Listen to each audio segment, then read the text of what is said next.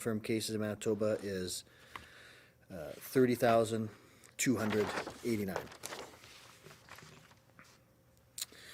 We continue to make updates on our active case numbers.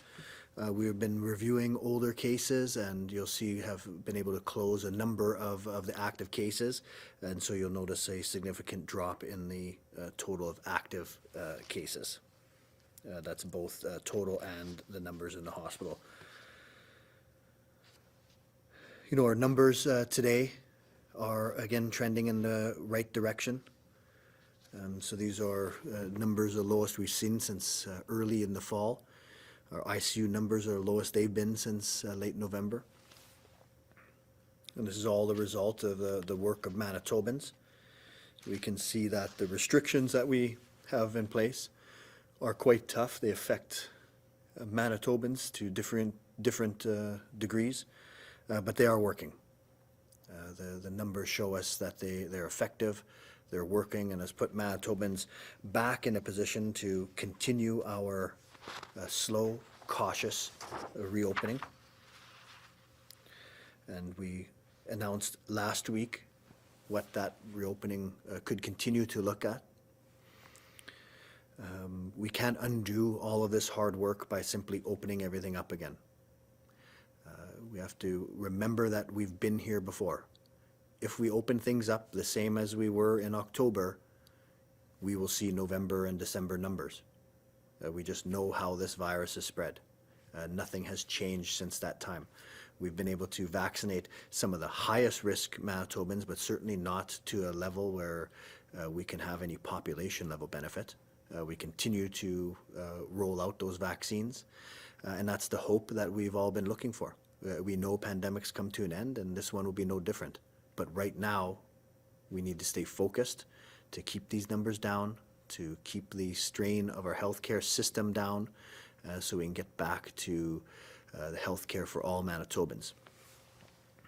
And so that's why we're taking our time with the reopening. We're doing things very intentionally to ensure we don't, again, see widespread community-based transmission.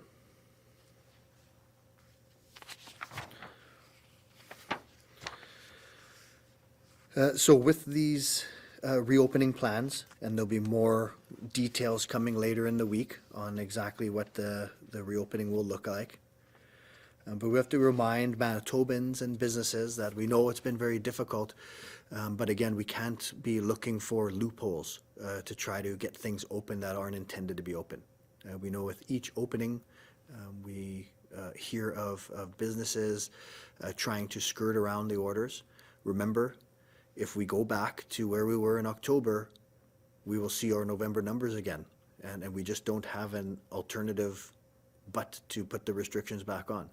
So if we go too fast, if we have too many Manitobans trying to work around the cautious approach, we could see ourselves needing to put restrictions on again. And we don't want to go backwards. So let's have this cautious reopening. We know there's hope in the horizon with the vaccine. We know there's hope because our numbers have been coming down as well, but we have to continue to be cautious. We've talked about stigma in the past, and it's always relevant when we're dealing with outbreaks. We're hearing, again, reports of individuals who are critical care workers, essential workers, who are being denied services. Even their children are being denied services. So again, when we stigmatize groups, we risk driving those groups away from things like testing and the public health measures. So we can't stigmatize groups. So we have reasons that we have critical workers and essential workers. We have protocols in place for sectors on how to function. And none of those protocols include stigmatizing people. So please, we know this is a difficult time. People are worried about their safety, the safety of people around them, but we need to ensure we're practicing the fundamentals. But those fundamentals do not include stigmatizing groups. So please be kind, and let's all get through this together. And like we said, we will be getting back to normal. It's just not right at this time. And so with those fundamentals, those will be with us for quite some time. Staying home when ill. You've heard me mention a number of times of people with very mild symptoms still out and about. You heard me mention somebody having 60 plus contacts because of that. And so if we want to continue our opening, there's going to be much more risk now for people to interact. So if somebody's out when they're symptomatic, we're going to start seeing that community transmission again. So it's incumbent on all Manitobans. Stay home if you're sick, even if it's mild illness, get tested, and self-isolate pending those results. We want to wear a mask appropriately, wash your hands frequently, stay home and self-isolate if you're waiting for a test result, or certainly if you've been advised to self-isolate either because you're a case or a contact. And same thing goes, if someone in your household is waiting for a test, have that entire household wait pending those results. This is our way forward. We need to be aggressive with having people self-isolate who could be at risk of having COVID. We'll continue to work on those fundamentals. Just a reminder of the FastPass testing. The eligibility has been expanded, so all Manitoba childcare providers working in licensed childcare centers, nursery schools, family group childcare homes. This includes eligible early child development specialists or autism applied behavioral analysts and consultants. And so all Manitoba school staff and licensed childcare providers are now eligible for rapid testing at the FastPass site, 1066 Nairn Avenue. Finally, we're in quite a cold stretch right now. And so cold weather is certainly needs to be taken seriously, can have major impacts on health, frostbite, hypothermia, and so these can be prevented for the most part. And so we want people to ensure to plan their time outdoors, limit their time outdoors if possible due to extreme weather. Make sure you're dressed appropriately. If you have extra cold weather clothing or can help Manitobans' unsheltered population in other ways, please consider doing so. So thank you, and happy to answer some questions. Thank you, Doctor. A reminder to our reporters on the line, you will have one preliminary and one follow-up question. From the Winnipeg Free Press, Danielle. Hi, good afternoon, Dr. Roussin. Our test positivity rate in Winnipeg is decreasing, and if it stays on that trajectory, it will have been below 5% for 2 weeks as of this Friday. So at this time, how does the test positivity rate influence public health decisions on reducing restrictions in the Winnipeg region? Yeah, and so the test positivity rate's been, always one factor that we consider. It's an important factor, especially when we have relatively stable testing numbers.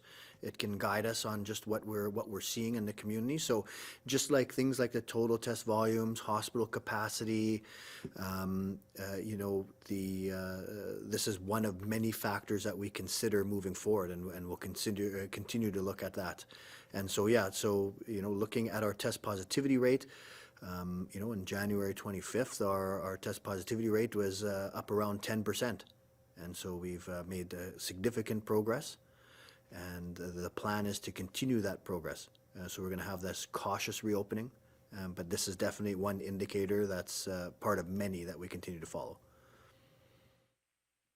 Thanks. And so considering the number of tests being done on a weekly basis, is the Winnipeg test positivity rate like a reliable barometer on COVID-19 transmission? What do you think it says about the current COVID situation in the city? Yeah, so again, it's one indicator, but when you look at relatively stable test volume, when you see that, then we can rely a bit more on that. If the test volume was highly erratic, highly variable, then the test positivity is difficult to see. But we've had a fairly stable test volume, and over time we've seen total cases coming down, and then at the same time as test positivity coming down. So it does seem to be a fairly good indicator of the amount of transmission we're seeing right now. From Global News, Amber. Hi, Valentine's Day is coming up, and We're just wondering if you had any guidance for singles this year. Yeah, so I think, like we said, these restrictions have been difficult on, probably all Manitobans and at various degrees and in various ways for individuals. And so I think that as we're opening up things like restaurants, where we're being very cautious, where we know that prolonged indoor contact is where this virus thrives. And so we're limiting it to household contacts. We don't want to have a number of contacts all of a sudden out in the community, or we're just going to be back in November. And so certainly that makes things more difficult for people who don't live with anyone, or wanted to spend that time with people who are not in their household. So of course, singles, they if they're involved in a relationship, then they're designated two people, could have included the people they're involved with. But as right now, we want to limit the amount of contacts we have outside of our household. So we know in households you have that two-person designated limit, and we have outdoor group sizes. But right now, this is going to be quite a different Valentine's Day than what we're used to. My follow-up question is that Valentine's Day and kids, are there any best practices for safely exchanging Valentine's Day cards in schools, or should that not really happen this year? I think there's our partners in education have done a tremendous job with safety protocols.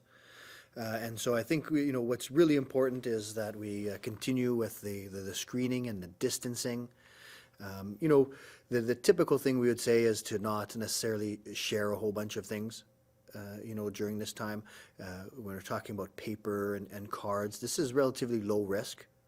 But I think, again, overall, if we could just limit the amount of unnecessary risk we take, I think it would probably be best to not have widespread sharing of items, if at all possible. But again, up to now, we know that education has done such a tremendous job at decreasing the amount of spread of COVID-19 within our schools, and so I'm quite confident in their ability to risk manage this type of thing. From the Brandon Sun, Michelle. Good afternoon. My first question is from an elderly woman. I would like to know how we receive the phone number to make an appointment. I am 80 and live in a rural small town. Do we get a notice? We feel very isolated. And I swear I tried to find a phone number everywhere for her, and I just can't find one. What can you say to this woman? And phone number, you're referring to like booking an appointment when eligible for a vaccine? Yeah. Okay. She's 80, and I'm thinking there must be a way for her to get that information. Well, right now that's we don't have that eligibility out as of yet. You have the sort of the list of criteria. Right now, our major limiting step is the amount of vaccine, and as that ramps up, we'll be increasing our eligibility criteria. And then making that public when specifically people are eligible, and then so we will be publishing things as far as phone numbers go and potentially web-based access. But of right now, there isn't a phone number to call because currently that individual is not eligible to receive the vaccine. Okay, got it. Thanks. Second question, given the vaccine is currently only approved for adults 18 plus or 16 plus, what is the plan going forward with respect to schools, kids supports, daycares, etc.? Will this run through the younger cohort similar to what chickenpox used to do? Given that children typically have mild symptoms, what is the plan for this significant portion of Manitobans that will remain unvaccinated after doses are available and widely administered? Yeah, so I mean, the plan is still what it is right now. We provide safe places in schools for the kids to return. We have not seen a lot of transmission, so we'll continue with those plans. Time will tell whether the eligibility criteria over time will include those under 18 and 16, as you mentioned. It's just very early. We've really never had access to a vaccine, an effective vaccine this quick. And so we're going to roll it out as where the science directs us to. But over time, we may expect that the eligibility criteria could expand as we get to learn more and more about the effectiveness of this vaccine in the younger cohorts. From the Winnipeg Sun, Scott. Winnipeg Sun. Question about lots of reports this weekend of people having being forced to line up. Well, forced, I guess, is subjective, but having to line up outside of malls, outside of other stores due to capacity limits. It's obviously, you mentioned in your preamble about it being quite cold and frostbite in minutes and that sort of thing. I guess you tell me what is the advice there for both malls and or other stores and for people who are wanting to line up to get into a place like that. Yeah, I think it's we're back at the level of risk. So we have those capacity limits because we know this virus is going to be transmitted in indoor crowded places. And so we just can't have indoor crowded places. So if a lot of people are attending at once, then that might mean a lineup outside. So I would certainly encourage people that if you're going out and you're planning on staying in line outside, if there was a line, then ensure you're appropriately dressed and protected to limit your time out there. But we know there just isn't much of an alternative. We can't eliminate the capacity limits at this point. We'll have too many indoor crowded places and we'll start seeing transmission of that virus. Yeah, fair enough. Second question regarding, and I know in previous orders when it came to breweries, brew pubs, tap rooms, all that, because of different licenses, they didn't really fall under restaurants, not all of them did. Will they be included in the restaurant reopenings, or are they going to be included in different orders? Do you know yet on when it comes to those different types of licenses? Yeah, for that, we're going to have some real specific information on that later in the week, probably as early as tomorrow. And so we'll address all that then. From CBC Radio Canada, Gavin. Hi, Dr. Roussin. About the change to the active cases, is the number of cases you provide us still probably overstated? Yeah, it's probably still mildly elevated. It's tough to know the exact number there.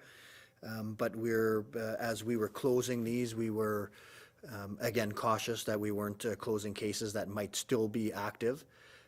But this is a much better representation of the active case numbers than we had to offer last week.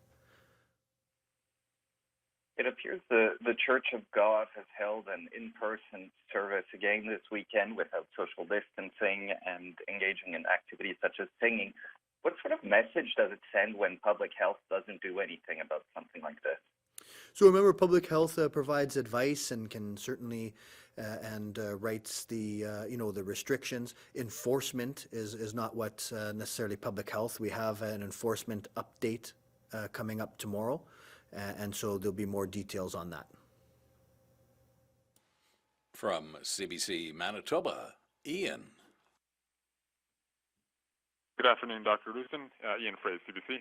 Considering how low the case counts have been in the last week or so, could we see an even further loosening on private gatherings, either inside or outdoors, beyond what was in the draft last week? So we're going to provide that specific information tomorrow. So I don't want to speculate on anything. So tomorrow we'll be able to provide the details of exactly what these orders are going to look like.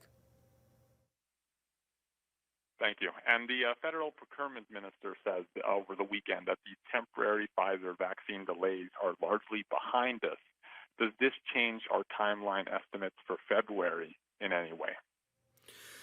You know, the Vaccine Implementation Task Force has done a lot of, planning, a lot of work to deal with these, you know, anticipated, shortages or supply chain issues. And so we'll, as vaccine comes in, we're ready to administer it. And so we're ready for different scenarios where we can ramp up, as quick as we get vaccine in. And so we'll just, we'll have to see exactly what we receive. And as we receive it, we'll be able to get it into Manitobans' arms. From the Canadian Press, Kelly. Hello. I just want to confirm, have any variants been identified in Manitoba thus far? No variants of concern. And so with these RNA viruses, there's, you'll see many, many variants. So we've been genotyping this since March of last year. So there's many, many different variants out there, but none of them are significant. They, they don't result in more transmissibility or severe illness, but we have not seen any of the variants of concern in Manitoba, the ones that you hear about UK, South African, or Brazil. So comparing the first to the second wave, are we seeing longer hospitalizations due to COVID-19? And if so, what does that tell us about the pandemic? You know, we see a certain subsect of patients that are requiring longer stays within hospital and ICU.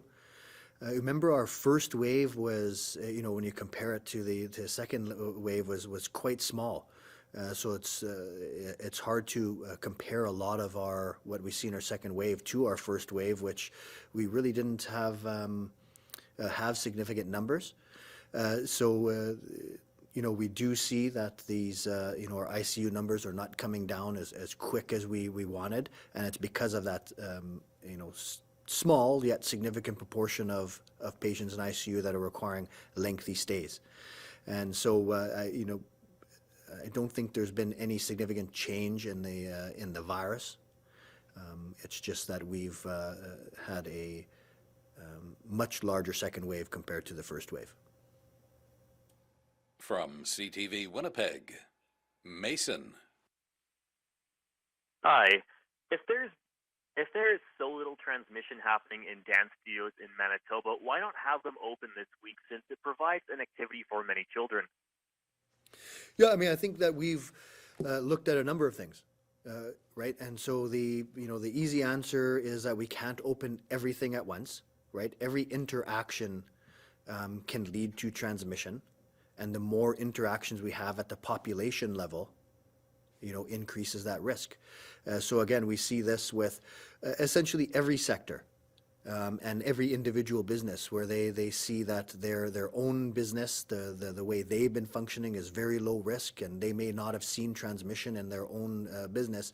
But again, we're not dealing with just one business. We're dealing with a multitude of businesses all open at once, some maybe not following things as well. And again, when we have everything open, or not even everything open, when we have loosening of restrictions like we saw in October, we get November numbers, and nothing's changed since then.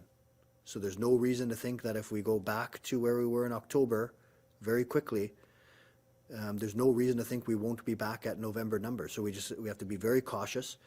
We know that there's a lot of places just waiting to open up. A lot of places are doing a tremendous job at protecting Manitobans, but there's just no denying what we saw in November. When we open everything up, we get November numbers.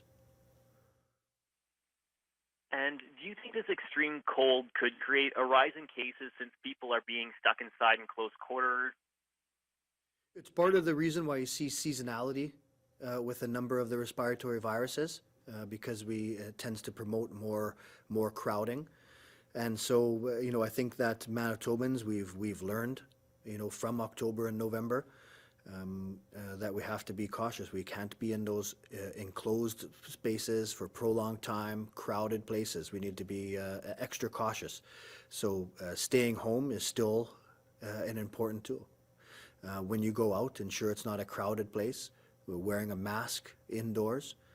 And most importantly, staying home when you're ill. From CityNews, Stephanie. Hi, Dr. Roussin. Stephanie Listick from CityNews. I just wanted to quickly ask you about Moderna. No vaccine delivery from them this week. In the past, health officials here in Manitoba have spoken about our unique geography and how Moderna kind of benefits us in that way. So just how much of an impact do these Moderna delays have on us here in Manitoba? Well, I think any delay has a significant aspect to us, right? The only limiting factor for our vaccine program right now is receiving vaccine. And so that's what's limiting us. There's nothing about the vaccine program that's limiting. If we can get vaccine, we can get vaccine into Manitobans' arms. So Moderna, Pfizer, any other ones that are going to be approved, that's our only limiting step right now.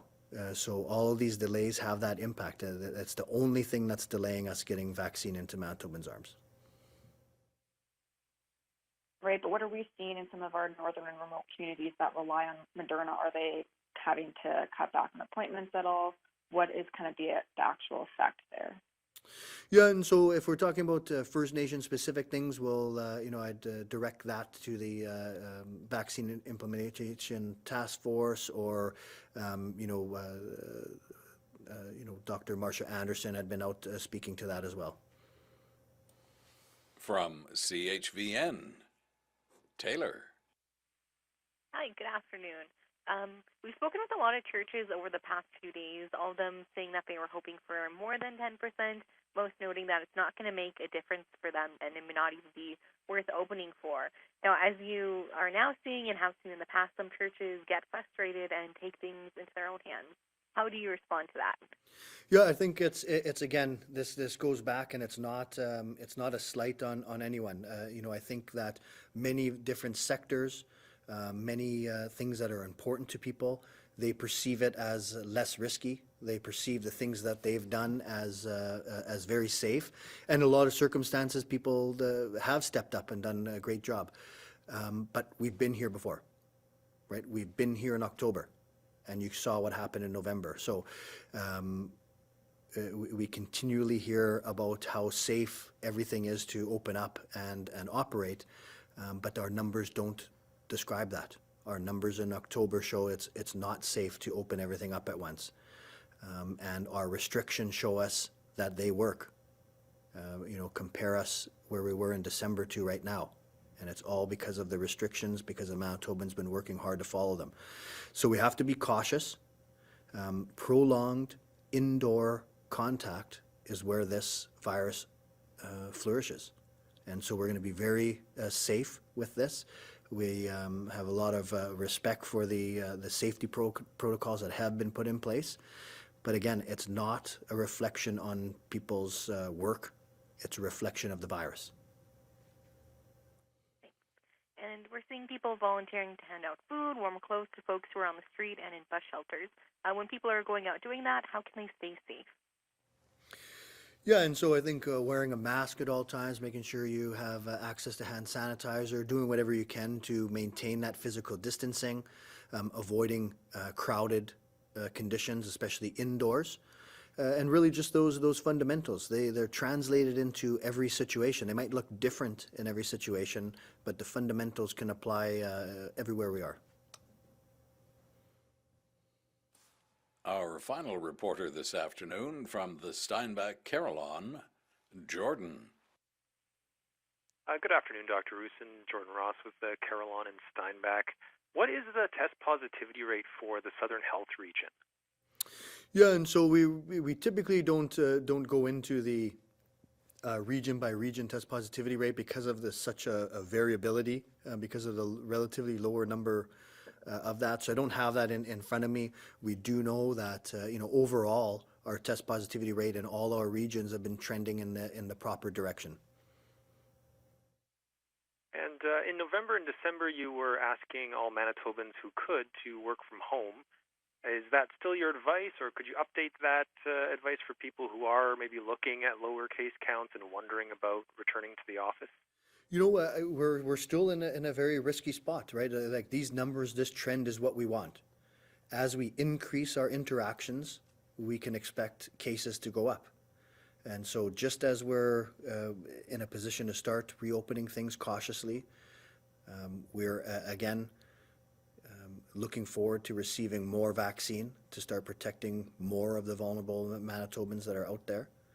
And so whatever we can do to minimize our risk, which is minimizing our risk for people around us, we should do that. So people who are able to work from home and it works for them and works for the business, then I would encourage you to continue to do so. There's no reason to needlessly increase our risk at this point. Thanks, everyone. This concludes today's media briefing. Thanks.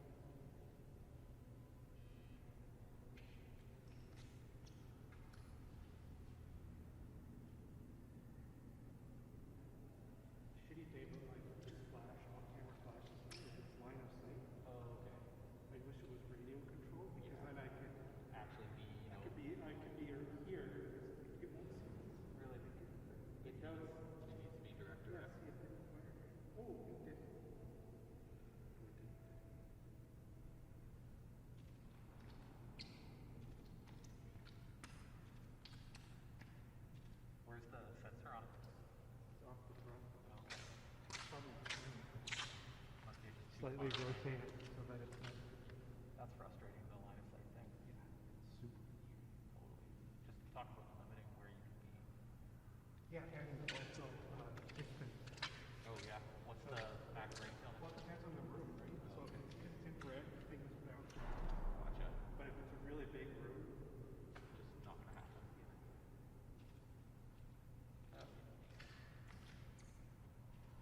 see it, I can sort of just see that there's Yeah. there. Gotcha. So it's just like this little bit. Yeah. Interesting. I wonder when they're gonna come up with like a. Oh, they have this thing. This Yeah. is like 12 years old. Fair enough. Yeah, they've got radio. We've had radio control, but it's so expensive. Yeah. I believe it. Canon stuff is like, Yeah. Disgusting. yeah. Yeah, makes sense. At that point, you're limited to, what they. I mean, you can get third-party ones, but well, first of all, we haven't purchased any equipment in like a few years, so we're working on. Yeah, just whatever you got. Yeah, like my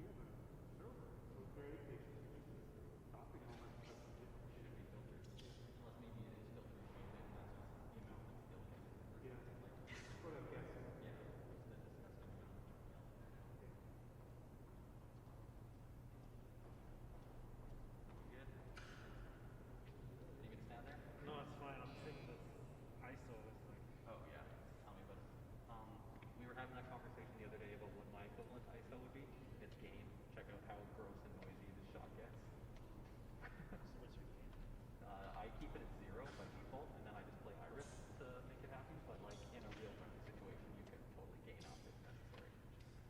Different. Yeah, but that would be the closest thing I have to like an ISO adjustment. Yeah, yeah. I was wondering. That's why I was like, well, I hope I'm not using.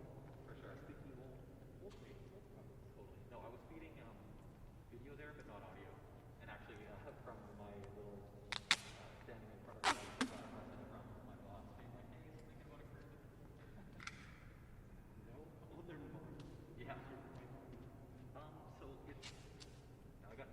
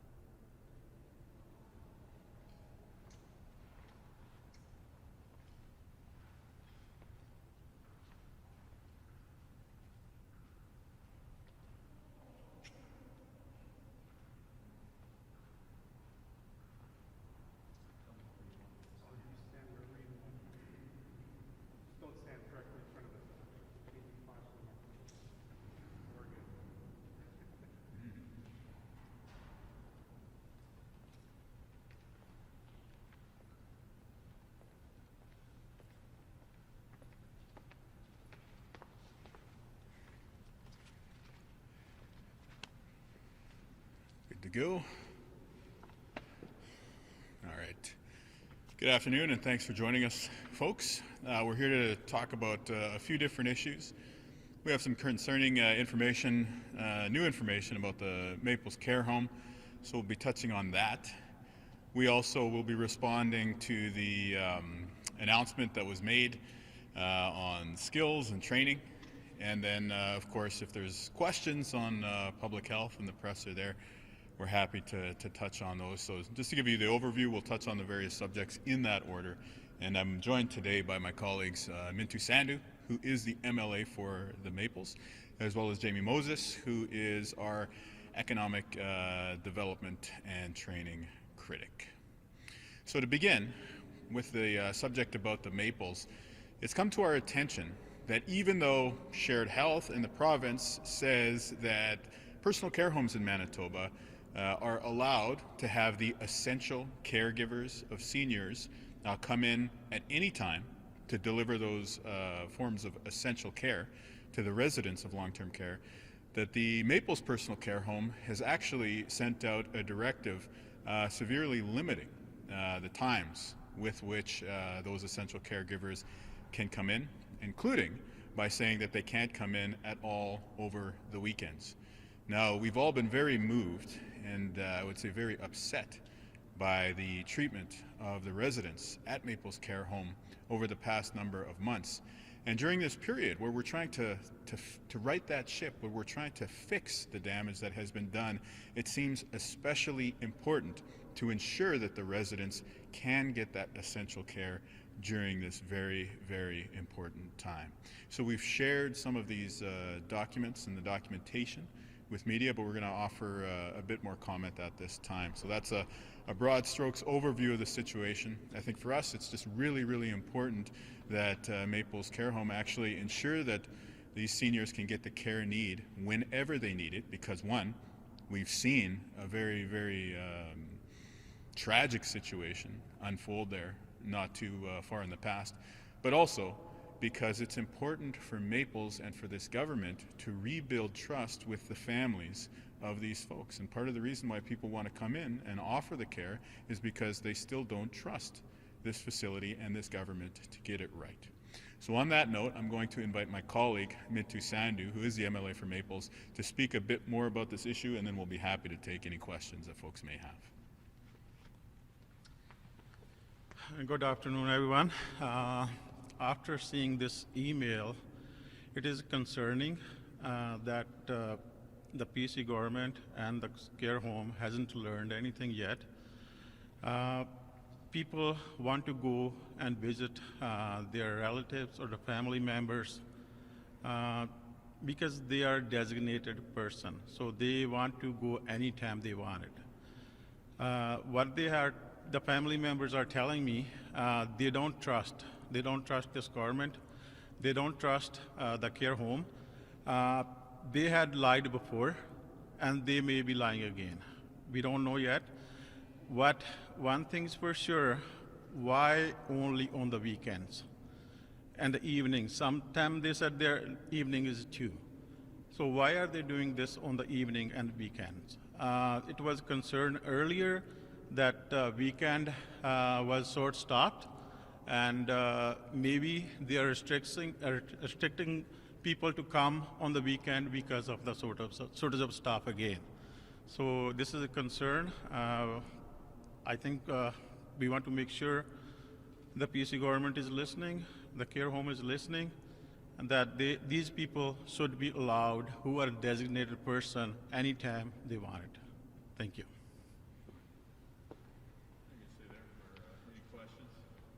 So I noticed that the notice is dated December 31st. So there's been no change in the last 5 to 6 weeks then? No changes. Still, they don't allow the designated. You're okay with the fact that they must designate someone. It's just you're saying that you should allow them on weekends and evenings. That's right. So the family members' concern is why not we are allowed on the weekends, and they said they don't have trust in the care home. Care home need to build a trust. And that would help build the trust if they opened up. That's right. the hours to the family members, designated person. and your suspicion is that on evenings and weekends they're poorly staffed. Yes. This is a personal care home that, as you know, was devastated by the pandemic. Should they not maybe have the allowance to be stricter than other places in who they allow in, considering how bad things got at this personal care home? We know how bad it got it there, but again, this is the designated person. As far as I know, the person who provided me the information, they have to go a COVID-19 test every week, once in a week. Is that a requirement to your knowledge? No, that I don't know if that's the requirement. That's the person who's doing. Whoever's doing. So have you heard from many people who are complaining about this at Maples? Yes. About how many do you think complaints have you heard? I can't give you the number, but quite a few. Okay.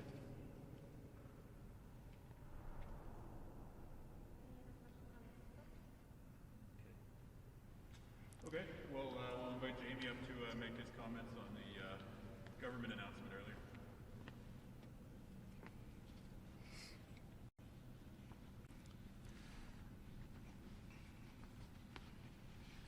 Good afternoon. This afternoon, I'd like to speak about the government's report that was released on advanced education. And it's really a tale of two stories. One, the story the government likes to say about advanced education and what they actually do. You know, they like to say in their report that they are looking for opportunities for Indigenous people to have opportunities in education, but yet they cut important programs such as the Access Bursary. They say they want to support our financial institutions, but yet we see them cut grants to our institutions right across the province for millions of dollars. They say they want to be link a value for money proposition for education and post-secondary level, but yet that's not supported. That ideal is not supported by many stakeholders, including students, administration, and faculty. Furthermore, you look at their ability on our labor markets, and I think Manitobans don't trust them there. You know, what they've done with the apprenticeship program, and the one-to-one ratio there, wasn't asked for and wasn't wanted and needed by many industry stakeholders. Frankly, it is not safe work. We've sadly heard from family members who have had loved ones killed by unsafe workplaces. This change that they've made to the apprenticeship program not only makes more unsafe work, it simply doesn't drive our economy, which is something that's very important right now. And lastly, I think it's very difficult for us to trust this government on the economy. And that's because we've seen over the last year the net out migration at record levels in our province. And that means that Manitobans are moving and deciding with their feet that this government can't be trusted to run and manage our economy, which is critical, more critical now than ever. Thanks. I'll take any questions if there are any. I've got a question from our education reporter. What do you make of the province asking post-secondary institutions to identify and shift programs that oversupply the labor market, and the province exploring the potential mechanisms to connect tuition to workforce demand? We think that I think that it's a wrong-headed approach. I think that the institutions, the post-secondary institutions, know what their students, have a good relationship with their students, their faculty, and know what's going to work for their institutions. They should have the autonomy to find programming that's going to fit best for them, instead of the ideological approach of this government mandating which ones would be best for that institution. Furthermore, this wasn't asked, this wasn't requested by the student groups, it wasn't requested by faculty or administration. This is something that the government is doing from an ideological approach, which we think won't be successful, and it also won't help the outcomes for students. And the part about connecting tuition to workforce demand, do you think there's, what do you make of that idea? We think that, we look at the track record this government has had, and they've had a track record of cutting grants and cutting funding for our post-secondary institutions. The reality of that is that, as a result, tuition will increase for students. That's not the right approach that we should be taking. And we also think that, that by making these changes, the government is not only hurting our institutions, they're hurting the opportunities for students in our province. You noted a few examples of the government sort of saying one thing and not maybe realizing those goals. From what that skills document says, does it sound good? Do you like that direction? That if the province would follow through, that you like this approach? Well, it's hard to really trust what the government says in these sort of reports and documents because they have such a large track record of not being able to follow through with it. We look again at the fact that they've cut the Access Bursary Program. They've cut funding for our post-secondary institutions. And it's hard to believe that this government will be able to succeed in actually making any positive change when we've seen a track record of such poor performance in our post-secondary institutions.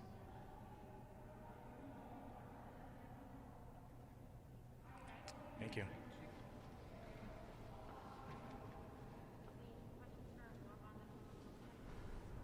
Yeah, I can respond to public health.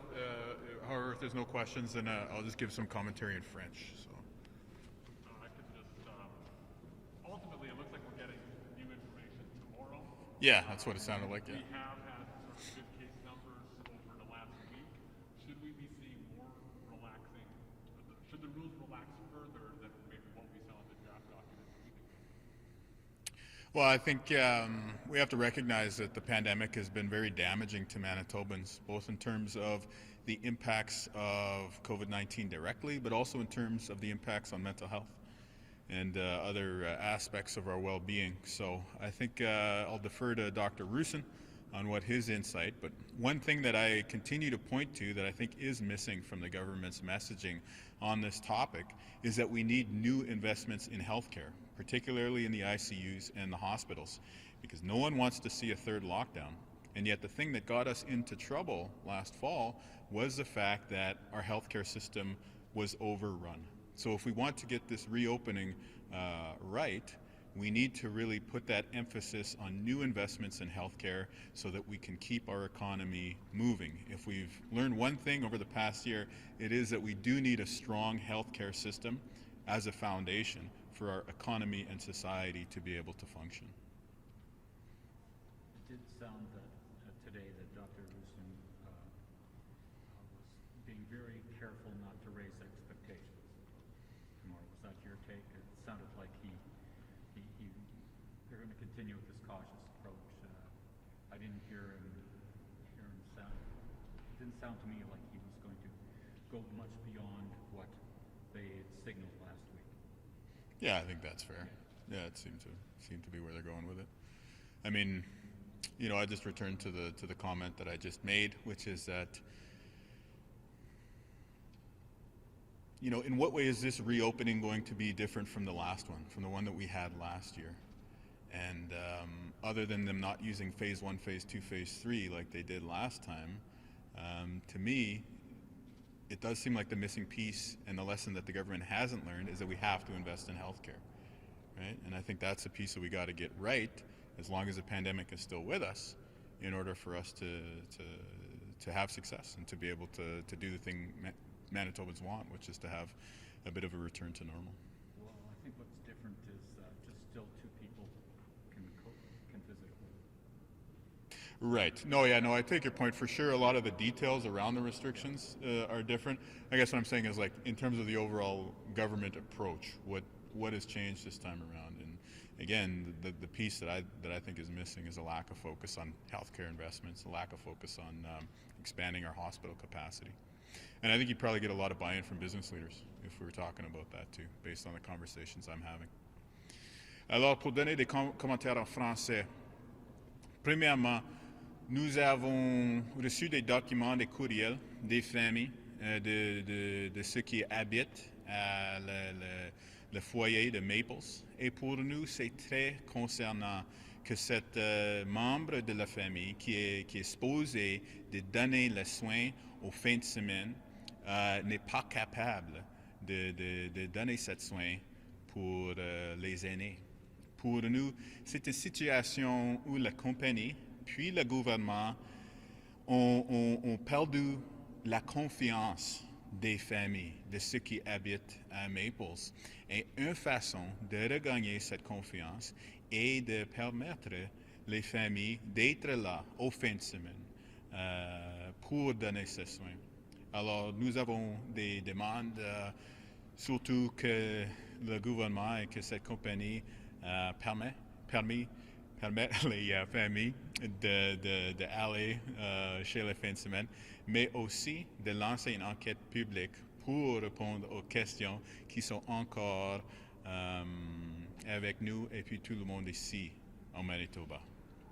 Sur le rapport qui a été lancé par le gouvernement, il y a beaucoup de concerns au niveau postsecondaire, l'Université de Saint-Boniface, aux autres universités et collèges. Le concern, c'est que ce gouvernement conservateur ne comprend pas les fonctions des institutions postsecondaires dans notre économie. C'est-à-dire qu'il y a beaucoup de programmes, soit à l'Université de Saint-Boniface ou aux autres universités, qui sont capables de préparer les jeunes pour le travail de l'avenir, de demain. Alors, juste parce que M. Pallister et son cabinet ne trouvent pas de valeur dans ces programmes, ne dit pas qu'ils ne sont pas encore importants pour notre province. Et puis, finalement, il y a des changements que nous expectons demain au niveau des restrictions de la santé publique. Mais pour nous, c'est toujours important d'investir dans le système de santé. Nous avons vu déjà l'année dernière, l'automne dernier, que ce qui a vraiment causé beaucoup de problèmes dans le Manitoba, c'est que quand nos hôpitaux et puis notre système de santé n'ont pas la capacité pour soigner de ceux qui ont la COVID ou puis des autres maladies, ça c'est qui a vraiment créé la situation qui a demandé pour le Code Red. Alors si nous voulons éviter une situation du troisième lockdown, nous devons investir dans notre système de santé maintenant. Alors ça c'est notre demande pour le gouvernement conservateur. Merci beaucoup. Thank you very much. All right.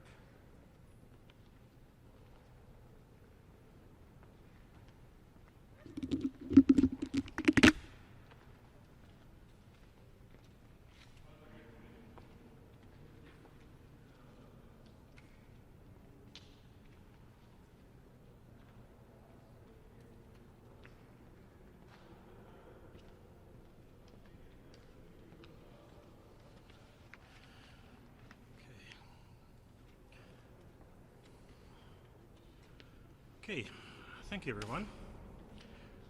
So testing. Just very brief background.